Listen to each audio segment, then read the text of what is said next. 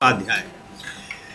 महाराष्ट्र सरकार को त्रिभाषा फॉर्मूले पर बैकफुट पर आना पड़ा। न केवल विपक्ष के दबाव की वजह से बल्कि सत्ता पक्ष के भीतर भी, यानी गठबंधन के भीतर भी, महायुति के भीतर भी इसको लेकर विरोध के स्वर उभरने लगे थे और विधानसभा के सत्र शुरू होने से 2 दिन पहले ही इस फैसले को वापस ले लिया गया।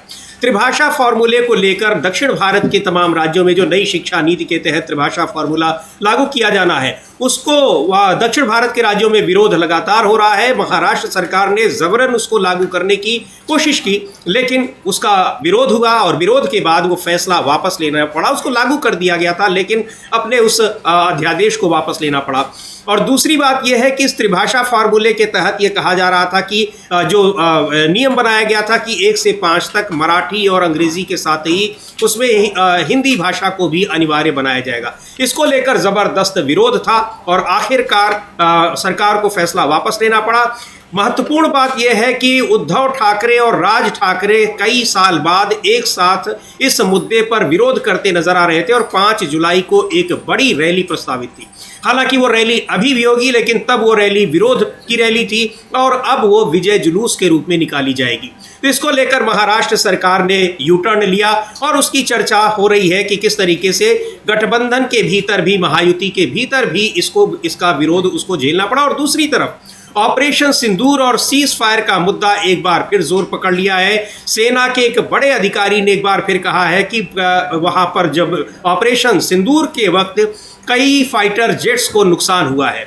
कितने फाइटर जेट्स उसमें नष्ट हुए हैं उसकी सूचना नहीं दी है, लेकिन नुकसान की बात कही है। और विपक्ष ने फिर सरकार को घेरा है कि आखिर इस नुकसान की बात को सरकार छिपा क्यों रही है। सेना के कैप्टन ने इंडोनेशिया में एक इंटरव्यू के दौरान बताया कि किस तरीके से भारत के जो फाइटर जेट्स हैं, यानी लड़ाकू विमान हैं, उनको नुकसान हुआ है। और उन्होंने ये भी कहा कि वहाँ सैन्य ठिकानों पर हमला करने की पूरी तैयारी थी, रणनीति थी सेना की, वायुसेना की, लेकिन सरकार ने ऐसा करने से रोक दिया और अपनी रणनीति बदलनी पड़ी। बड़ा एक खुलासा किया है जिसको लेकर विपक्ष हमलावर। इस पर भी चर्चा करेंगे, लेकिन पहले बात करते हैं महाराष्ट्र की। महाराष्ट्र सरकार आखिर क्यों इस मुद्दे पर बैकफुट पर आई है और यू टर्न उसको लेना पड़ा है, जबकि बहुत ही आक्रामक तरीके से विरोध पहले भी हो रहा था, लेकिन उसने इसको लागू कर दिया त्रिभाषा फॉर्मूले को और आखिरकार फिर यू टर्न लेना पड़ा कुछ ही दिनों के बाद। और मुख्यमंत्री देवेंद्र फडणवीस ये कह रहे हैं कि जब उद्धव ठाकरे मुख्यमंत्री थे तो खुद उन्होंने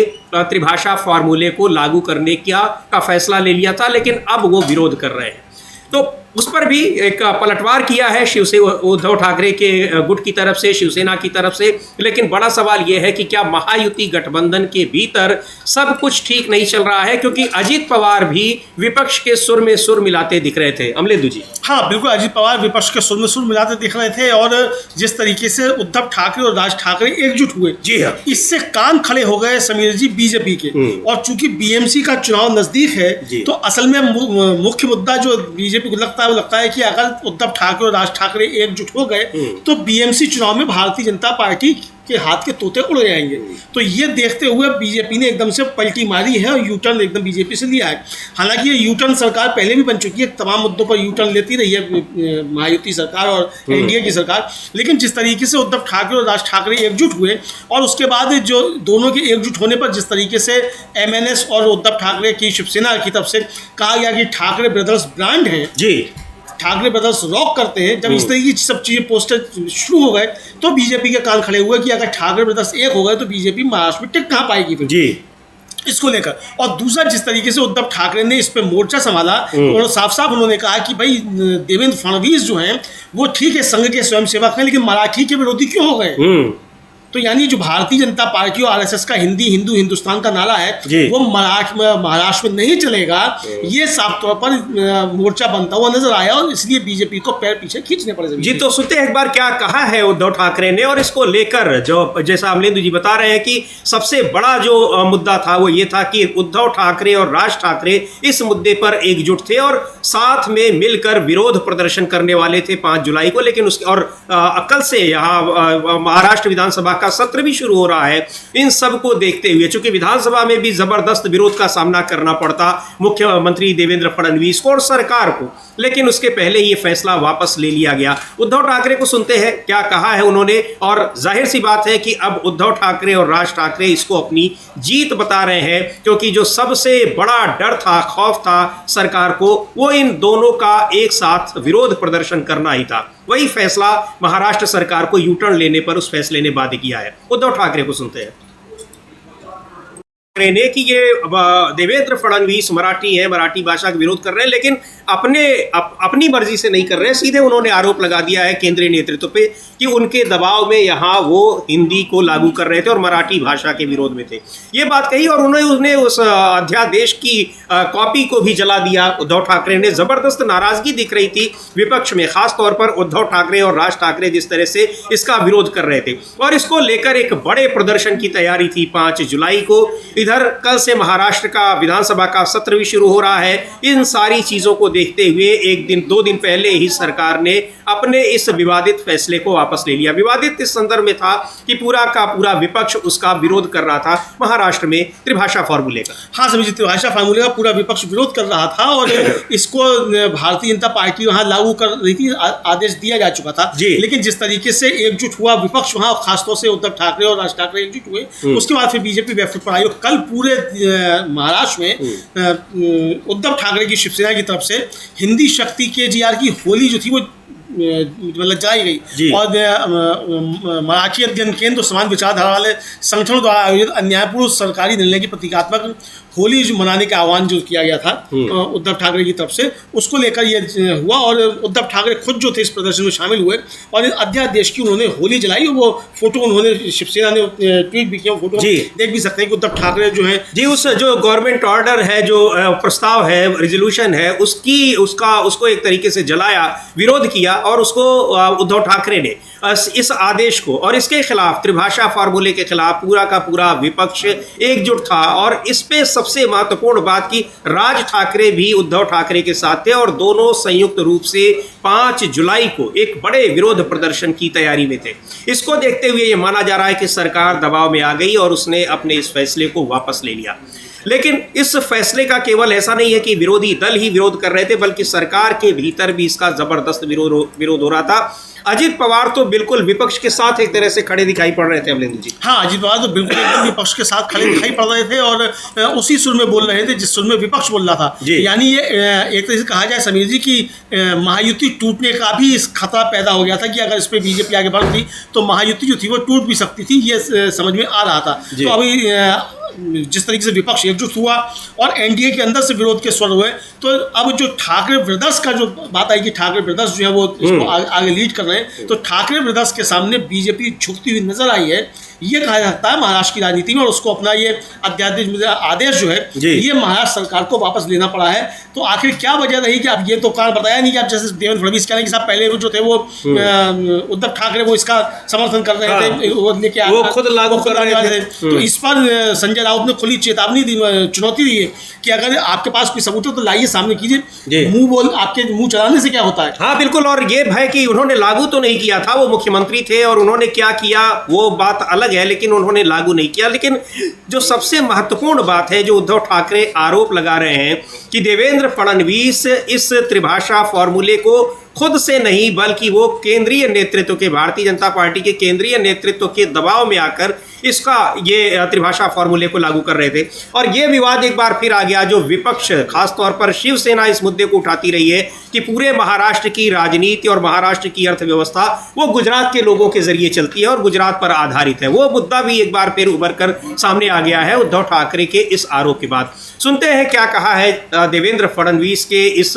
बयान पर कि उद्धव ठाकरे जब मुख्यमंत्री थे तो वो त्रिभाषा फॉर्मूला लागू करने वाले थे। उस पर संजय राउत ने क्या कहा है कि कहीं ये पूरी तरह से गलत बयानी कर रहे हैं और झूठ बोलना बीजेपी की आदत है, आरोप लगा रहे हैं देवेंद्र फडणवीस पर। लेकिन सही, ये जाहिर सी बात है कि अगर उद्धव ठाकरे को लागू करना होता तो वो लागू कर दिए होते। उसके बाद वो क्या करना चाहते थे, क्या नहीं करना चाहते थे, अलग बात है। लेकिन महत्वपूर्ण बात तो ये है कि देवेंद्र फडणवीस ने त्रिभाषा फॉर्मूले को लागू करने के बाद उसको वापस भी ले लिया। सबसे जो इस समय की जो बात है, और ये आरोप लग रहे हैं कि जो लागू किया उन्होंने, जो ये फैसला लिया, वो फैसला केंद्र सरकार के दबाव में लिया, केंद्रीय नेतृत्व के दबाव में लिया और मराठी का अपमान किया। उनके ऊपर ये आरोप लग रहे हैं। हाँ बिल्कुल समझिए, मराठी का अपमान किया, ये आरोप लग रहे हैं। और इस मराठी के अपमान के पीछे मुख्य मंशा जो है वो आरएसएस का जो सिद्धांत है वो रही कि आरएसएस किस तरीके से हिंदी हिंदू हिंदुस्तान का नारा देता है। तो यानी जहाँ से आरएसएस का उद्गम है वहीं से आरएसएस को चुनौती जो है वो मराठी मानुष दे रहा है। ये साफ तौर पर देवेंद्र फडणवीस को समझ में आ गया। चूंकि देवेंद्र फडणवीस जो है वो मराठी मानुष के प्रतिनिधि है भी नहीं, वो आरएसएस के ही प्रतिनिधि हैं। तो वहाँ जबरदस्त तरीके से इसका विरोध हुआ और ये साफ तौर पर समझ में आया कि अब वहाँ परिस्थितियां बदलती हुई नजर आ रही हैं और इसलिए बैकफुट पर देवेंद्र फडणवीस को आना पड़ा। और समीर जी की भारतीय जनता पार्टी की छप्पर फाड़ बहुमत वाली जब वहां सरकार है तो आखिर देवेंद्र फडणवीस ने वापस क्यों ले लिया? अगर आपकी इतनी मजबूत सरकार है तो फिर आपने कोई फैसला लिया था, आप उसको लिए रहते। लेकिन इसके बाद उनको ये फैसला लेना पड़ा। सुप्रिया सुले जो थी वो नागपुर में थी और उन्होंने वहां से कहा कि जो मार्च होने जा रहा है उद्धव ठाकरे और राज ठाकरे की पार्टी का, उसमें शरद पवार भी शामिल होंगे, उनकी पार्टी भी शामिल होगी जी। यानी पूरा महागठबंधन जो है महागठबंधन उसमें शामिल होगा। तो यानी एक बड़ा मोर्चा बनता हुआ दिखाई पड़ रहा था। तो इससे जो थी बीजेपी घबरा गई बुरी तरीके से और फिर ठाकरे ब्रदर्स के सामने एक तरीके कहा जाए सरेंडर कर दिया। जो अभी तक सरेंडर की बात जो थी वो नरेंद्र के लिए चलती थी, वो फडणवीस के लिए भी कहा जा रहा है कि फडणवीस ने भी सरेंडर कर दिया। जी बिल्कुल, फडणवीस ने सरेंडर कर दिया क्योंकि बहुत ही आक्रामक तरीके से विपक्ष के विरोध को नजरअंदाज करते हुए उन्होंने इसको त्रिभाषा फॉर्मूले को लागू किया। हालांकि इसको लेकर उनकी अपनी जो गठबंधन है उसमें भी दो राय थी और अजीत पवार सीधे तौर पर कह रहे थे कि 1 से 5 तक, कक्षा 1 से लेकर 5 तक हिंदी भाषा को अनिवार्य बनाने की ज़रूरत नहीं है।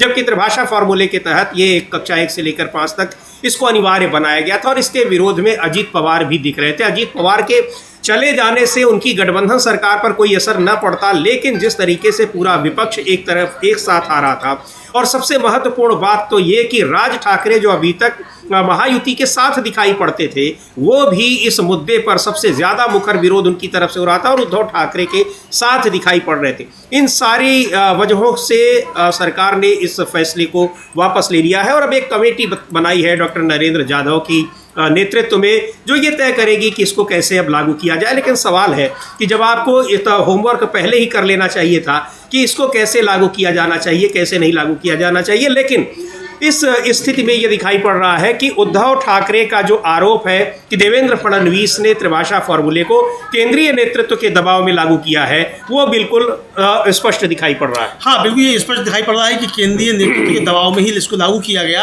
और महाराष्ट्र के विपक्ष के दबाव में इसको वापस ले लिया गया। यानी समीर जी, एक तरीके से कहा जाए कि ये नरेंद्र मोदी की महाराष्ट्र में हार है। महायुति की सरकार बनने के बाद पहली हार जो है वो नरेंद्र मोदी को मिली है। एक तरीके से महाराष्ट्र में इसको इस तरीके से समझा जा सकता है। जी बिल्कुल, और इस पर वो deputy chief minister Eknath Shinde, पूर्व मुख्यमंत्री और मौजूदा उप मुख्यमंत्री एकनाथ शिंदे ने भी इस पर बताया है कि सरकार ने इस फैसले को क्यों वापस लिया और अब क्या करने वाली है। डॉक्टर नरेंद्र जाधव की अध्यक्षता में जो समिति बनेगी वो क्या करेगी, तो सुन लेते हैं एक बार एकनाथ शिंदे को, डिप्टी चीफ मिनिस्टर महाराष्ट्र। तो लागू करने की तैयारी की थी, लेकिन अब महाराष्ट्र में देवेंद्र फडणवीस सरकार ने लागू किया, लेकिन उसको त्रिभाषा फॉर्मूले को लागू करने के बाद ही वापस भी लेना पड़ा, विपक्ष के दबाव के कारण, विपक्ष के विरोध के कारण। और विपक्ष ही नहीं बल्कि सत्तारूढ़ गठबंधन में भी इसको लेकर किस तरीके से विरोध हो रहा था और कैसे इसके खिलाफ प्रदर्शन हो रहे थे। और सबसे बड़ी बात ये कि कल से महाराष्ट्र में विधानसभा का सत्र शुरू होना है, उस विरोध का सामना करना पड़ता सदन के भीतर भी। और दूसरी ओर 5 जुलाई को एक बड़ी रैली निकालने की तैयारी में थे उद्धव ठाकरे और राज ठाकरे, जिसमें महाविकास आघाड़ी के भी तमाम वहाँ पर दूसरे जो पार्टियां हैं वो भी थी, यानी पूरा का पूरा विपक्षी गठबंधन उसके साथ में आ रहा था उस प्रदर्शन में, जिसकी वजह से सरकार ने ये फैसला वापस ले लिया। तो एक बड़ा यू टर्न इसको कहा जाएगा महाराष्ट्र सरकार का। गठबंधन जब से बना है, यानी गठबंधन की सरकार, नई सरकार जब से बनी है, तब से लगातार किन्हीं न किन्हीं मुद्दों पर वहां पर विरोध, आपसी जो मतभेद हैं वो सामने दिखाई पड़ रहे हैं। और इस बार उस मतभेद की वजह से एक बड़ा फैसला सरकार को अपना वापस लेना पड़ा। हाँ बिल्कुल, ये बड़ा फैसला समीर जी, और ये इस तरह से कहा जाए कि सैद्धांतिक जो वैचारिकी है भारतीय जनता पार्टी की, यानी एक तरह से कहा जा सकता है कि मोदी 3 में सबसे बड़ी हार अगर मोदी जी की है तो ये इस समय हुई है।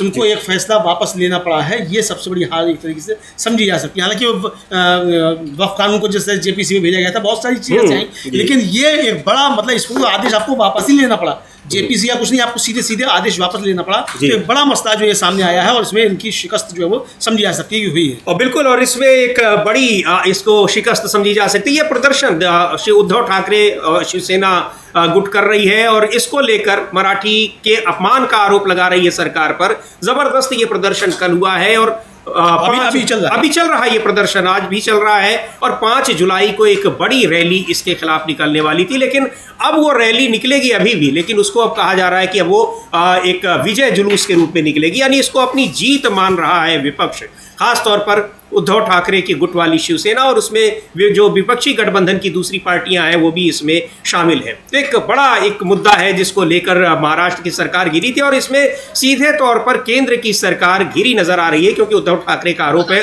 कि देवेंद्र फडणवीस का ये फैसला नहीं था, ये केंद्र सरकार के दबाव में लिया गया फैसला था जो मराठी भाषा और महाराष्ट्र के खिलाफ था। तो उस पर यू टर्न लिया है, ये एक बड़ी खबर है। लेकिन और कई मुद्दे हैं जिस पर केंद्र सरकार घिरी नजर आ रही है, लेकिन उस पर बातचीत को तैयार नहीं हो रही है। सबसे महत्वपूर्ण मसला उसमें ऑपरेशन सिंदूर और सीज फायर है। सीज फायर को